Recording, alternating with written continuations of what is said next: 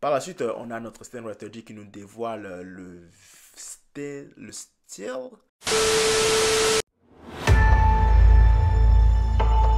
Salut les potos, c'est parti pour la revue de l'épisode 3 de Bleach. Let's get it. Alors, l'épisode commence avec une bataille entre Ichigo et le Stanwriter G. Et on voit en fait que le Stanwriter G a détruit les Tribesta. Les trois sœurs là, il les a détruites totalement. Et Ichigo justement commence à l'affronter. Puis le Stanwriter G fait mention à Ichigo que le roi sait qui il est et qu'il a déjà de toute façon labellé comme étant une menace très spéciale. Donc on comprend que le roi connaît Ichigo et qu'en plus il l'a déjà labellé comme étant une menace très sérieuse. Et du coup, tu as les sbires du Stanwriter qui attaquent aussi Ichigo. Ichigo qui arrive à se défendre tant bien que mal. Il capte finalement en combattant les sbires et tout que ce sont en fait des Quincy's. En fait, le mec n'avait pas capté encore. Maintenant, il sait que c'était des Quincy's. Ichigo finalement finit par se débarrasser des sbires et peut commencer à combattre sérieusement le Stanwriter G. On nous ramène du côté des capitaines qui sont en train de tenir leur meeting. Et tu as les capitaines qui avouent qu'ils avaient commencé à avoir des soupçons sur le fait que ce soit des Quincy. Mais que là, ils sont quand même dans la merde vu que c'est vrai. Et Yamato qui, lui, ne veut rien savoir. Il veut juste savoir si c'est possible de les attaquer si on a déjà vu leur repère. Mayuri qui lui répond que malheureusement, non, on n'a toujours pas trouvé leur repère. Pour Yamato demande aux capitaines de préparer leur division et de les mettre en état d'alerte. Que la bataille va bientôt commencer et qu'ils cherchent à frapper les premiers. Parce qu'on ne sait jamais quand est-ce que les Quincy peuvent encore arriver pour frapper. Parce que vu qu'ils ont déjà fait une attaque surprise une première fois, on ne peut pas leur faire confiance. Ils peuvent toujours décider d'attaquer par surprise à un autre moment. Donc il ne faut pas se fier au fait que les Quincy avaient dit au préalable que ça allait être une guerre qui débutera dans 5 jours. Alors donc, tous les capitaines ont pour mandat de préparer leur division à se lancer dans une bataille. Les choses sérieuses commencent. Après l'opening, donc, on nous ramène dans le combat entre Ichigo et le Stanwriter G. Ichigo, en captant les attaques, en attrapant les attaques du Stanwriter G, parce que pour le moment, Ichigo est en train de faire égal avec le Stanwriter G. Il arrive facilement à attraper les flèches du gars sans problème. Puis pour lui, c'est en fait un jeu d'enfant. Et il fait rapidement une comparaison en fait avec Ishida. Il dit que ses flèches au Stanwriter G sont beaucoup plus puissantes que Ishida. Et le Stanwriter G qui lui dit Ishida, Uryu Ishida, tu me dis que moi mes flèches sont plus fortes que Uryu Ishida? Impossible. Et là Ichigo dit mais de quoi tu parles? Et t'as le mec qui dit oups, j'en ai un peu trop dit. Qu'est-ce qu'il y a avec Uryu Ishida? Qu'est-ce qu'il y a avec ce mec là?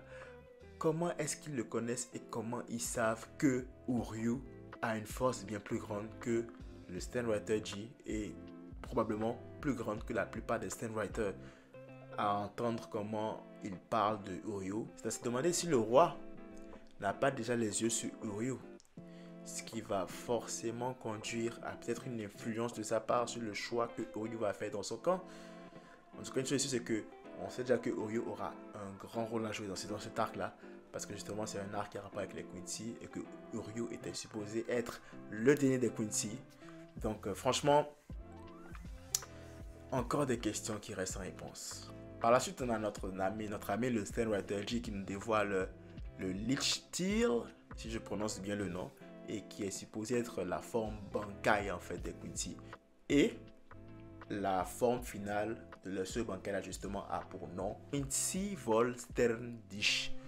Excusez-moi la prononciation, mais je pense que c'est comme ça se lit en allemand. On nous ramène du côté de nos amis les Quincy et on se rend compte que le roi a reçu un message comme quoi Ichigo est en train d'affronter un de ses sbires. Et là, il dit ok, parfait, c'est bon, maintenant nous pouvons y aller. Et le sbire lui demande où? Ben, à la Soul Society. On commence l'invasion de la Soul Society.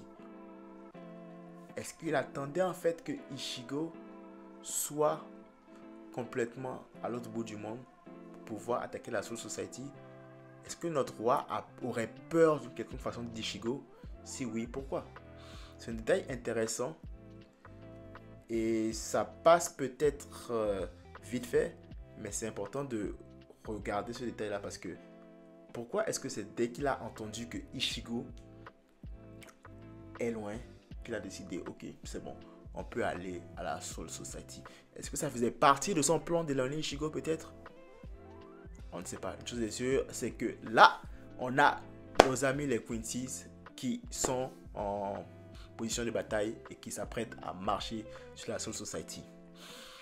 Les choses sérieuses vont commencer là. On retourne alors au niveau du combat et on a une discussion entre Ichigo et le Stand Writer G. Putain, le Stand Writer G qui explique à Ichigo que leur version finale, leur Von Stell, leur Quincy machin, est une version améliorée de la forme finale des Quincy.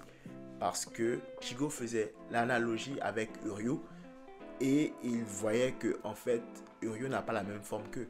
C'est là qu'il explique que la forme de Uryu est un peu vieillotte parce que le concept de cette transformation là a été conservé par le grand-père de Uryu qui lui ne voulait pas justement la nouvelle forme d'évolution. Je pense qu'il était un peu contre cette forme d'évolution et du coup pour lui il ne voulait pas en entendre parler. Les Quincy, enfin les Quincy nouvelle génération, si on peut les appeler comme ça, ont cette nouvelle forme de transformation, tandis que les Quincy que l'on connaissait avant, c'est-à-dire Uryu, son grand-père et souvent son père, n'ont pas cette transformation là parce que le grand-père de Uryu a préféré rester avec leur forme originale. C'est Writer G qui commence à absorber les énergies spirituelles autour de lui et qui se prépare visiblement à lancer une grosse attaque quand il se fait attaquer par Aion. Aion, le fameux monstre des Tribesta qu'on connaît, qui avait causé la misère à nos amis Shinigami dans l'arc Aizen. Il faut savoir que Aion en fait est issu des trois sœurs qui fusionnent leur bras gauche, je pense, et qui donnent cette bête-là assoiffée de sang, qui n'a aucune conscience et qui détruit tout sur son passage. Cette bête-là est dotée d'une force physique incroyable et il y a très peu, mais très peu d'entités qui peuvent tenir tête à cette bête-là. Alors, comment s'y attend? Aion détruit le Stand Writer G. Il le bastonne, mais c'est vraiment une bastonnade à sens unique. On retourne sur notre ami Ishida qui est en train de chercher des réponses à des questions dans la bibliothèque des Quincy. Finalement, il ne trouve pas grand-chose et il y a son père qui arrive. Et son père, visiblement, sait quelque chose. Uryu demande des réponses. Son père l'ignore pendant un moment. Puis après, lui dit, les réponses que tu cherches, en fait, ne sont juste pas là. Ok, mais du coup, elles sont où? En parlant de réponses, on retourne à la Soul Society où les Shinigami se préparent justement à la bataille. Putain, Yuki et puis son acolyte Shinigami qui était avec lui dans l'épisode 1 qui se prépare aussi. Et t'as Yuki qui demande en fait pourquoi est-ce que cette guerre-là a lieu entre les Shinigami et les Quincy? Pourquoi il y a cette discorde-là entre les Shinigami et les Quincy? C'est là que tu as un autre Shinigami random qui apparaît et qui va leur expliquer en fait le pourquoi du comment cette guerre-là a commencé. Il faut comprendre que la Soul Society et le monde terrestre sont étroitement liés par les âmes. Et quand une âme en fait est transformée en holo après la mort, il faut comprendre aussi que pour qu'une âme se transforme en holo après la mort, c'est parce qu'il y a eu, peut-être c'était une personne méchante ou qu'il y a une certaine tristesse ou qu'il y a une certaine rancœur qui a consumé cette âme-là pour la transformer en holo. Le rôle des Shinigami en fait à la base, c'est de purifier ces âmes-là pour qu'elles puissent suivre leur chemin normal vers la Soul Society. Parce qu'on s'entend que quand ces âmes sont holofiées, elles ne peuvent plus aller à la Soul Society. Donc c'est le travail des Shinigami ça. Mais par contre, les Quincy, eux, ce qu'ils font, c'est qu'au lieu de purifier l'âme, ils la détruisent radicalement. Ce qui fait qu'il n'y a plus d'âme qui va vers la Soul Society. Or, l'équilibre entre la Soul Society et le monde terrestre repose justement sur les âmes qui vont du monde terrestre à la Soul Society. Et quand ces âmes-là sont en déficit, on a ce déséquilibre entre les deux mondes qui va causer un rapprochement de la Soul Society et de la Terre pour finalement nous donner une disparition totale des deux mondes. Même peur que le mec nous explique ça justement, on retrouve Uryu qui n'a aucune réponse mais qui cherche partout et qui va finalement dans le bureau de son père. Il fouille dans les affaires de son père puis il découvre justement le carnet de son grand-père où sont marquées beaucoup d'informations apparemment par rapport au conflit entre les Quincy et Shinigami. D'ailleurs, on a l'autre Shinigami qui renchérit que les Shinigami avaient approché les Quincy pour pouvoir faire un dialogue parce que clairement il y avait mésentente. Mais les Quincy ont refusé. Alors, il fallait mettre en place des actions pour que cet désagrément-là n'arrive plus. Alors, la meilleure solution qu'ils ont trouvée, c'était de faire la razzia totale de tous les Quincy. Et t'as Yuki d'ailleurs qui pose une question intéressante. Est-ce que les Shinigami alors se battent pour la justice? Question à laquelle le Shinigami Random donnera une très bonne réponse. On est dans une guerre parce que les deux côtés ont juste. Si un côté avait juste et l'autre non, on aurait parlé de conquête. Mais on est dans une guerre. Et dans une guerre, les deux côtés ont juste. Cette réponse est très belle parce qu'elle permet de relever le fait que les deux côtés ont des raisons valables, on va dire. Les Shinigami veulent protéger l'équilibre entre la Soul Society et la Terre, alors que les Quincy, si je comprends bien, veulent sûrement se venger de la razzia qu'il y a eu sur leur espèce il y a 200 ans. On retrouve Yamamoto et Mayuri qui sont en train d'avoir un échange quand même très intéressant. C'est Yamamoto qui dit à Mayuri qu'il a découvert que c'est lui qui était à l'origine de la disparition des personnes de le village. Vous vous rappelez à l'épisode 1, quand les membres de la division 11 sont allés visiter un village et qu'il y avait des disparitions de personnes? Ben, c'est la faute de Mayuri. C'est lui qui a fait disparaître ces 28 000 et quelques personnes pour pouvoir rétablir l'équilibre des âmes. Parce que l'équilibre a commencé à être altéré du fait que les Hollow disparaissaient des mains des Quincy. Pour pouvoir essayer de pallier à ça, il a donc orchestré ce massacre-là. Et Yamamoto lui explique justement que, mec, tu aurais pu demander une permission pour ça. Si tu avais présenté tes résultats plus tôt et tu nous avais exposé la situation comme elle était beaucoup plus tôt, et que tu nous avais demandé la permission, tu aurais pu l'avoir et on aurait sûrement pu éviter la situation dans laquelle on est. Et à Mayuri de rétorquer que non, c'est franchement pas de sa faute, qu'il le voyait déjà venir depuis que Uryu avait intégré la Soul Society. Et il finit sa défense en rajoutant que tout ça est la faute de Yamamoto parce qu'il n'a pas pu tuer cet homme-là il y a 1000 ans. Et de quel homme il parle? Il parle du roi Quincy. Il y a eu quelque chose entre Yamato et le roi Quincy. Et apparemment, Mayuri est au courant. Qu'est-ce qui s'est passé entre ces deux-là? Et pourquoi est-ce que Yamato n'a pas pu tuer le roi Quincy? Maintenant, Yamato va devoir faire face, lui aussi, à un passé. Ça veut dire qu'il y aura une backstory avec Yamato qui nous sera présentée. Intéressant. J'ai hâte de voir le lien qui lie ces deux-là. On retourne au Wokomondo, où il y a toujours notre combat entre le Stenwriter G et Aion. Aion qui est en train de faire un massacre sur Stenwriter G.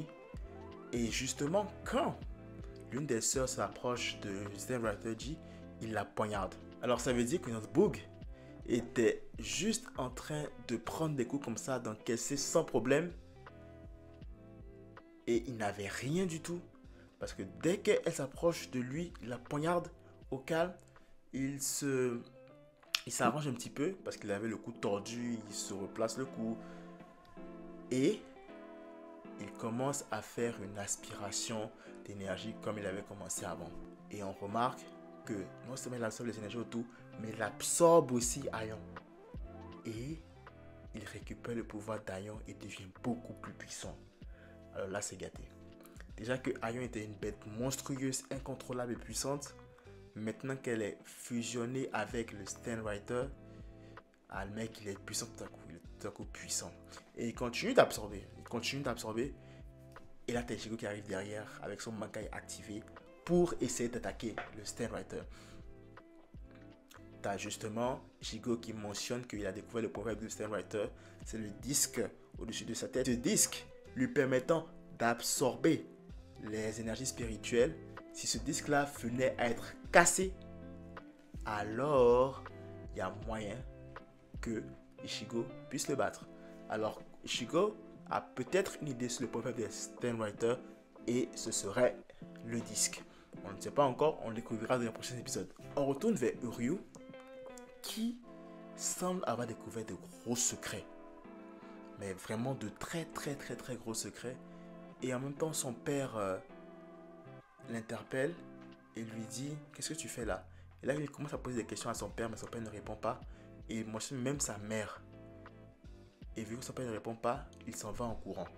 Qu'est-ce que Ryu a découvert? On retourne à la Soul Society, où nos Shinigami sont prêts pour la bataille.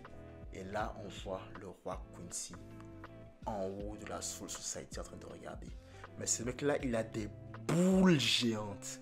Il a des boules géantes parce que c'est incroyable. C'est pas possible ce qu'il est en train de faire. Il a juste débarqué la Soul Society comme ça et il est prêt à faire un carnage. Et du coup, tu as des colonnes de feu qui apparaissent un peu partout. Je pense que ça, c'est pour les Sternwriters qui arrivent. Et là, tu as justement les capitaines qui se préparent, les soldats aussi des divisions qui se préparent. Ça commence, la bataille commence. Et là, on nous montre vite fait Kira de la 3e division et quelques acolytes autour de lui. Ils sont prêts pour la bataille et des colonnes de feu apparaissent vers eux. Et il y a un membre de l'équipe scientifique qui confirme que la pression spirituelle là équivaut à celle des Quincy. On voit Kira qui a été perforé complètement par une boule de feu et qui est à terre déjà. Et donc les autres autour paniquent et commencent à activer leur épée, mais n'ont pas le temps parce qu'ils se font déjà massacrer. C'est que ça a été fait en un éclair. Et là, les Sternwriters commencent à se dévoiler petit à petit. On voit plusieurs mecs qui commencent à enlever leur capuche. C'est quand même stylé au niveau du Kara design. Et l'épisode se termine sur quelqu'un qui semble être leur chef. En tout cas, vu son charisme, je pense qu'il est un petit peu au-dessus des autres qui se sont présentés. Et il leur dit que nous, les Sternwriters, sommes venus pour vous purger. Ah là là là là là là là là là. En fait, rien ne va. Rien ne va. C'est censé être une guerre, mais depuis, tout va dans le sens des Quincy. Ils attaquent en premier. Ils n'ont jamais été surpris. Toujours eux qui sont en train de faire les surprises depuis. Et à chaque fois, c'est eux qui ont l'ascendant sur les Shinigami. Je me demande vraiment comment est-ce que nos amis de la société vont renverser la vapeur. En tout cas, tout ce qu'il y a à dire par rapport à cet épisode, c'est qu'il était vraiment très bon. On a eu quelques réponses à certaines questions, mais en même temps, on a eu beaucoup plus de questions qui se sont rajoutées encore. Que cette découverte de Uryu va influencer sur son choix de camp dans cette bataille? À quel point Uryu est connecté au Quincy? Est-ce que le roi Quincy attendait que Ichigo soit au commando pour lancer son attaque? Si oui, pourquoi? Les capitaines, à leur niveau actuel, est-ce qu'ils vont pouvoir faire face à ces Sternwriters là qui viennent d'arriver? Parce qu'on te dit la vérité, ces mecs là, ils ont l'air très balèzes. Et surtout, que s'est-il passé entre le roi Quincy et notre capitaine commandant Yamato? Beaucoup de questions que cet épisode 3 là a soulevé. Et franchement, ça ne peut que te donner hâte pour l'épisode 4, en espérant que on ait quand même quelques réponses à certaines questions. Mais une chose est sûre, c'est que l'épisode qui arrive sera un épisode de combat. Je dirais plus que ce sera un épisode de massacre où les Quincy vont encore massacrer beaucoup de Shinigami. Mais je préfère rester positif parce que je me dis que les capitaines vont sûrement débarquer et que ça va un peu rééquilibrer les forces.